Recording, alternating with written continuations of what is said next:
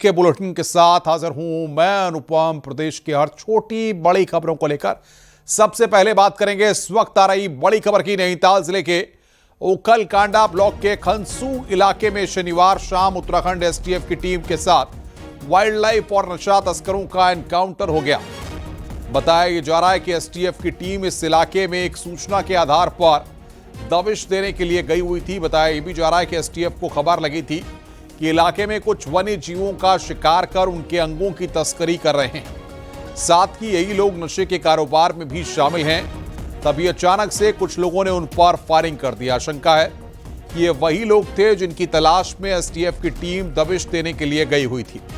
इस दौरान गोली लगने से एसटीएफ का एक कांस्टेबल बुरी तरह से घायल हो गया, जबकि पुलिस टीम के साथ मौजूद एक स्थानीय व्यक्ति को भी गोली लग गई। दोनों को ही हल्द्वानी के एक प्राइवेट अस्पताल में भर्ती कराया गया है। इस एनकाउंटर की सूचना जैसे ही नैनीताल जिले के पुलिस कप्तान मंजूनाथ टीसी को लगी, उन्होंने अपराधियों की धरपकड़ के लिए नैनीताल जिले की कई पुलिस टीमों को तैनात कर दिया है। यही नहीं, खुद पुलिस कप्तान घायलों का हाल जानने के लिए अस्पताल पहुंचे हैं। हल्द्वानी के अस्पताल में घायल जवान को लाया गया है और यहां पर एसएसपी मंजूनाथ टीसी खुद ही अस्पताल पहुंचकर इलाज करने लगे। आपको बता दें कि मंजूनाथ डॉक्टर भी हैं और ये तस्वीर इस वक्त हम आपको दिखा रहे हैं नैनीताल के ओखल कांडा में जिस तरीके से एसटीएफ टीम पर स्थानीय लोगों ने गोली चलाई, जिसमें कि एसटीएफ के जवान को भी गोली लगी है। खुद पुलिस कप्तान मंजूनाथ टीसी मौके पर पहुंचे और उसके बाद जाकर के उन्होंने वहां पर अस्पताल में भी जवान का हालचाल जाना है। और बातचीत करने के लिए शैलेंद्र नेगी हमारे संवाददाता हमारे साथ फोन लाइन पर जुड़ रहे हैं। शैलेंद्र, फिलहाल जवान की हालत कैसी है और इस पूरे मामले में पता लग पाया कौन वो लोग थे जिन लोगों ने जवान पर हमला किया? देखिए, इस समय जो ये जवान है, जो घायल जवान है, उसका ऑपरेशन इस समय जारी है।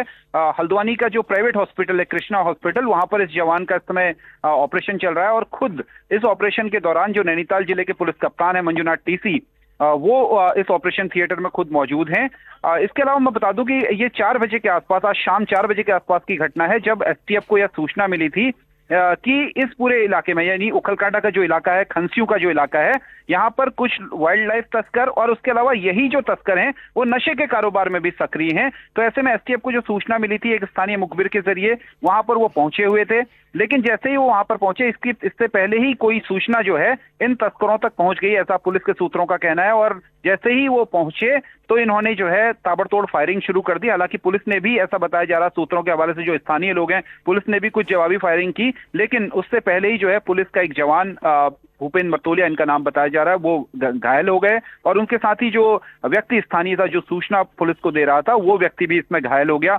तो इनको हल्द्वानी लाया गया, आनंद फानंद में हल्द्वानी इनको लाया गया। हल्द्वानी में जो आपका पुलिस कांस्टेबल है, पुलिस कांस्टेबल के पेट में गोली लगी है। तो ऑपरेशन जारी है और अभी हालांकि उनकी जो स्थिति है वो स्टेबल बनी हुई है। लेकिन इसके बावजूद, क्योंकि ऑपरेशन होगा तो ऑपरेशन के बाद ही पता लग सकेगा कि आखिर गोली ने अंदर पेट में कौन कौन सी चीजों को डैमेज किया है, क्या फिर ब्लीडिंग रुकती है या नहीं रुकती। तो बहुत सारी, मतलब जो डॉक्टर्स का कहना है कि अगले जो 12 घंटे वो बहुत ज्यादा सेंसिटिव रहेंगे आफ्टर ऑपरेशन। लेकिन ये पूरा का पूरा ऑपरेशन ये बता रहा है कि किस तरीके से नशा तस्कर हैं, उनके हौसले किस तरीके से बुलंद है। उन्होंने पुलिस टीम पर बाकायदा फायरिंग की है और उसके बाद फायरिंग के बाद फरार हो गए हैं। जो नैनीताल जिले के कप्तान है मंजूनाथ टीसी, जब वो पहुंचे हुए थे तो मैंने उनका इंटरव्यू किया, तो उन्होंने ये कहा है कि भाई वहां पर जांच के लिए 5 टीमें लगाई गई हैं। एसटीएफ की को भी लगाया गया है, साथ में एसओजी की, जो जिले की एसओजी टीम है, उनको भी लगाया गया है। साथ ही जो फॉरेस्ट की टीम है उनको भी लगाया गया है, क्योंकि उन्हें पता रहता है कि कौन कौन तस्कर, किस तरह के लोग इस इलाके में सक्रिय हैं, उनको लगाया गया है। और जो स्थानीय थाने की पुलिस है उसको भी लगाया गया है। और एक और टीम,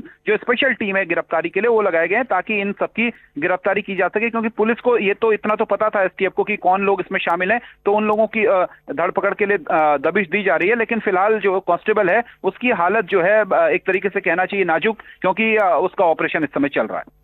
बिल्कुल शैलेंद्र नेगी, आप नजर बना के रखिए, आगे भी हम इस बड़ी खबर पर नजर बनाए रखेंगे। बड़ी खबर यहां पर इस वक्त हम आपको बता रहे हैं, एसटीएफ के स्पेशल ऑपरेशन के दौरान जवान को गोली लगी और फिलहाल उसका ऑपरेशन जारी है। तस्कर, वन्यजीवी तस्कर और चरस तस्कर को पकड़ने के लिए आई थी।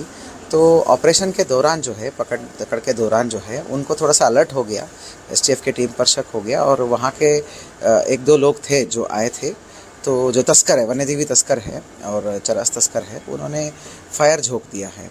तो उसमें कुल मिला के 2 लोगों को मतलब पैलेट्स लगी हैं। उसमें से एक एसटीएफ के साथी था जो साथ में ही गए थे वहाँ पे, उनको भी लगा है और एक हमारा एसटीएफ के कर्मचारी हैं भूपेंद्र मर्तोलिया जी, उनको लगी है। आगे बढ़ते हैं। रामनगर में पीडब्ल्यूडी के टेंडर के दौरान जबरदस्त बवाल हुआ था। यहां कुछ ठेकेदारों ने बदमाशों के साथ आकर हथियारों के दम पर सरकारी ठेका हासिल करने की कोशिश की थी।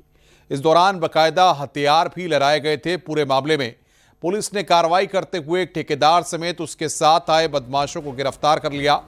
पुलिस ने कुल मिलाकर 7 लोगों को गिरफ्तार किया है। नैनीताल के एसएसपी मंजुनाथ टीसी के मुताबिक पकड़े गए आरोपी हथियारों के दम पर सरकारी ठेका लेना चाहते थे। उन्होंने यहां पर आए दूसरे ठेकेदारों को बकायदा धमकी दी और सरकारी कर्मचारियों को भी दबाव में लेने की कोशिश की। पकड़े गए आरोपियों में से कुछ उत्तर प्रदेश और पंजाब के भी हैं, जबकि ठेकेदार रामनगर के करीब बेलपड़ाव इलाके का रहने वाला है। सभी को सरकारी काम में बाधा डालने और हथियार दिखाकर टेंडर प्रक्रिया प्रभावित करने के आरोप में गिरफ्तार किया गया है। मेरा मैसेज बहुत क्लियर है। इन सबको हमने 7 लोगों को हमने तत्काल हिरासत में लिया और नियमानुसार हमने चालान की कार्रवाई करी। उसमें से एक व्यक्ति के पास जो है पन्नू नाम है उसका, एक व्यक्ति के पास रिवॉल्वर भी था लाइसेंसी। उस रिवॉल्वर को तत्काल हमने जब्त कर दिया है थाने में, ये सब गुंडागर्दी और लहराने के आरोप में। तो जो है हम इसको लाइसेंस निरस्तीकरण की भी कार्रवाई करेंगे। हरिद्वार में मामूली बात को लेकर 2 पक्ष भिड़ गए। घटना नगर कोतवाली क्षेत्र के देवपुरा की है, जहां सरस्वती विद्या मंदिर स्कूल के पास रहने वाले 2 परिवार आपस में भिड़ गए। दोनों पक्षों में जमकर लाठी डंडे चले हैं। घटना का वीडियो भी सामने आया है, जिसमें एक पक्ष दूसरे के घर के बाहर पहुंचकर गाली गलौज और हंगामा करता हुआ नजर आ रहा है। मारपीट में दोनों पक्षों के 3 लोग घायल बताए जा रहे हैं। हंगामे की सूचना मिलने पर मौके पर पुलिस भी पहुंची और मामले को शांत कराया। पड़ोसियों का यह झगड़ा पुरानी रंजिश का बताया जा रहा है। दोनों पक्षों की ओर से मायापुर पुलिस चौकी में शिकायत दी गई है।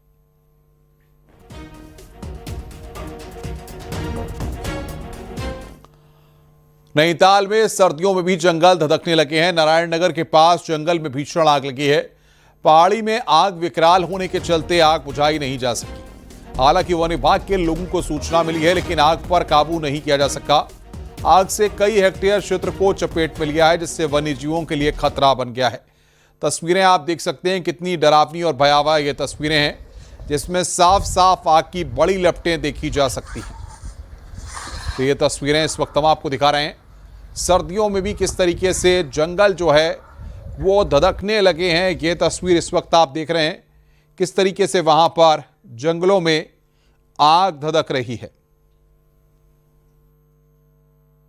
आमतौर में गर्मी के दौरान पहाड़ के जंगल धधक रहे होते हैं, लेकिन नैनीताल में सर्दियों में भी जंगल धधक रहे हैं। ये देख सकते हैं कि मेरे ठीक पीछे जो जंगल हैं वो धधक रहे हैं और ये पूरा इलाका नैना रेंज के तहत आता है। हालांकि जो जंगल हैं वो इसी तरीके से लगातार आग की भेंट चढ़ रहे हैं। कई हेक्टेयर आग इन जंगलों में लग चुकी है और ऊपर तक जो पहाड़ी वाला इलाका है वहाँ तक ये आग धधक चुकी है, क्योंकि जो पूरा एरिया है वहाँ पर आग बुझाने में इसलिए भी दिक्कतें आ रही हैं कि वहाँ पर कोई भी नहीं जा सकता और पूरा जो कैमल्स बैक का पीछे वाला हिस्सा है वहाँ पर इस तरह की जो आग है वो लगी हुई है। हालांकि वन विभाग के जो कर्मचारी हैं उनके कुछ टॉर्च आगे देखे जा सकते हैं, वो वहाँ पर आग पर काबू पाने के लिए पहुंचे हैं, लेकिन आग पर लगता नहीं है कि काबू पाया जा सकता है, क्योंकि जिस तरह से पूरे इलाके में आग लगी हुई है। नारायण नगर का ये ऊपर का क्षेत्र है, पिटेरिया के पीछे वाला क्षेत्र है, लेकिन आग तेजी से ऊपर की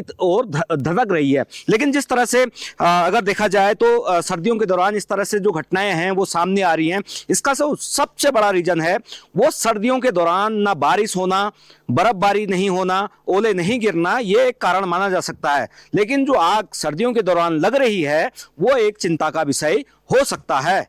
वीरेंद्र बिष्ट, न्यूज 18, नैनीताल। बागेश्वर दौरे पर मुख्यमंत्री पुष्कर सिंह धामी ने डेमोग्राफी बदलाव पर बड़ा बयान दिया है और कहा है कि इस पर समझौता नहीं करेंगे। साथ ही मुख्यमंत्री ने बताया कि चुनाव आयोग के नियमों के तहत एसआईआर की तैयारी हो रही है ताकि मतदाता सूची से जुड़ी शिकायतों का समाधान किया जा सके।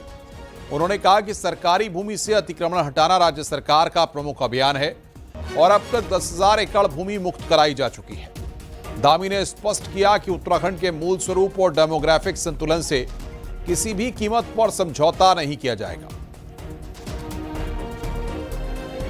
जो घुसपैठिए हैं उनका नाम वोटर लिस्टों में आ गया है, रोहिंग्या हैं उनके नाम आ गए हैं, और जिनके अलग अलग प्रकार के आपराधिक इतिहास रहे हैं, संदिग्ध रहे हैं, उन सभी को कहीं ना कहीं इस तरह से करा गया। और हम तो उत्तराखंड में उत्तराखंड का देवत्व किसी कीमत पर हम खराब नहीं होने देंगे, यह हमारा संकल्प है। और हम पहले ही वेरिफिकेशन ड्राइव यहाँ पर चला रहे हैं। हम राशन कार्डों का, वोटर ID का, आधार कार्ड का, बिजली के कनेक्शनों का, सभी का हम सत्यापन कर रहे हैं। सरकारी भूमि से अतिक्रमण हटाना हमारा एक अभियान है। देवभूमि की बदलती डेमोग्राफी ने सरकार को भी चिंता में डाल दिया है। नियमों को ताक पर रखकर हुए निर्माणों ने पहाड़ की आबोहवा को बदल कर रख दिया है। लेकिन अब कुमाऊं में ऐसे सभी मकान जांच के दायरे में हैं और इन पर ध्वस्तीकरण की तलवार लटक गई है। आइए देखते हैं हमारी ये रिपोर्ट।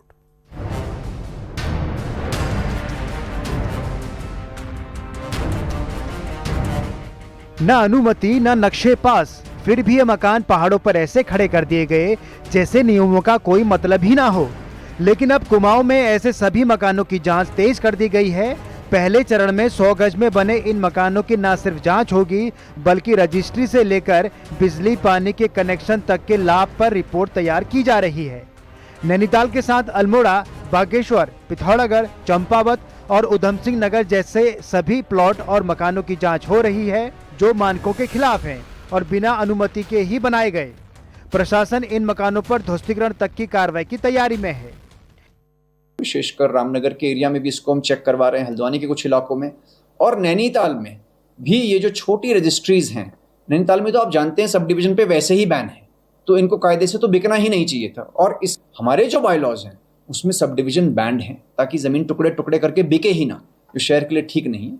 उसको चिन्हित करेंगे, उसमें चालानी कार्रवाई होगी और अगर ये अवैध निर्माण पाए जाते हैं तो डिमोलिशंस भी। पिछले 15 सालों में उधम सिंह नगर से लेकर पिथौरागढ़ तक देवभूमि का माहौल बदल गया। बाहरी राज्यों से आकर नैनीताल जैसे VIP शहर में ग्रीन जोन से लेकर खतरे वाले स्थानों पर छोटे छोटे भूखंडों में निर्माण कर दिया गया। जो इस तरीके से बाहर से माइग्रेट होके यहाँ बस गए हैं, अवैध रूप से बसे, उनको टारगेट करके सख्ती से और बिल्कुल क्लीन तरीके से जांच होगी तो निश्चित ही बहुत बड़ा खुलासा हम सबके सामने आएगा। और मैं आदरणीय मुख्यमंत्री पुष्कर सिंह धामी के 10 सालों के दस्तावेज खंगालने के आदेश के बाद प्रशासन एक्टिव है। लेकिन अगर इन मकानों की जांच सही से हुई तो नैनीताल जैसे जिले से कई लोगों का बोरिया बिस्तरा बनना भी तय है। न्यूज़ 18 के लिए नैनीताल से वीरेंद्र बिष्ट की रिपोर्ट।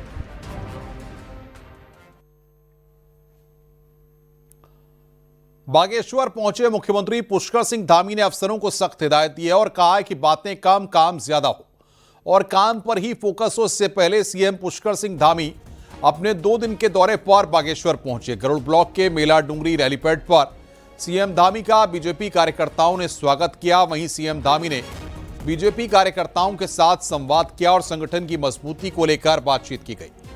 वहीं सीएम धामी ने कहा कि सरकार विंटर टूरिज्म को बढ़ावा देने पर काम कर रही है। इसके साथ ही राज्य के बड़े मंदिरों को सजाया और संवारा जा रहा है। मुख्यमंत्री ने कहा कि सरकार का फोकस लोगों की समस्याओं के फौरन समाधान करने पर है। सीएम ने यह भी कहा कि वो बार बार अधिकारियों को बोलते हैं कि बोलना कम है और काम ज्यादा करना है। और हमारा ये है कि समस्याओं का जो समाधान है वो तेजी से हो, सरलीकरण हो, सब चीजों का सरल बनाया जाए, समाधान हो, उसका निस्तारीकरण हो और संतुष्टि का जो मंत्र है वो ध्यान में रहना चाहिए हमारे अधिकारियों पे भी। मैं हमेशा ये कोशिश करता हूं कि बोलना कम है, काम अधिक करना है, डिलीवरी फास्ट होनी है, नो पेंडेंसी नहीं रखनी है। राज्य सरकार के स्तर पर भी हम कर रहे हैं और हमने जो है रोजगार सृजन है, लघु उद्योग उद्यम है, इसके लिए हम विशेष रूप से ध्यान दे रहे हैं।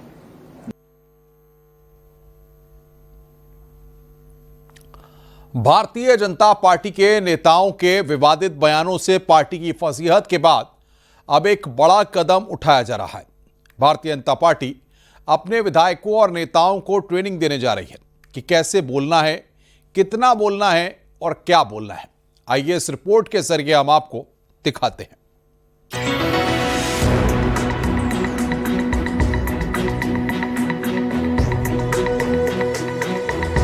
2027 के चुनाव करीब हैं और बीजेपी को लगने लगा है कि कई नेता अपने बयानों से मुसीबत खड़ी कर रहे हैं। हाल ही में दर्जाधारी अजय कोठियाल का धराली आपदा पर बयान हो या लैंसडाउन विधायक दिलीप रावत का इस्तीफे का ऐलान, ऐसे कई मामले सामने आए हैं। अब पार्टी सभी विधायकों, मंत्रियों और दर्जाधारियों को प्रबंधन के टिप्स देने के लिए क्लास लेने जा रही है।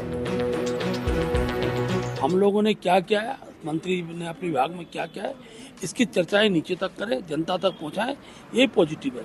हम लोग क्या करने वाले हैं, इसकी चर्चा भी एक सीमित मर्यादा में करने की अवस्था रहती है, तो सब लोग उसका पालन करेंगे।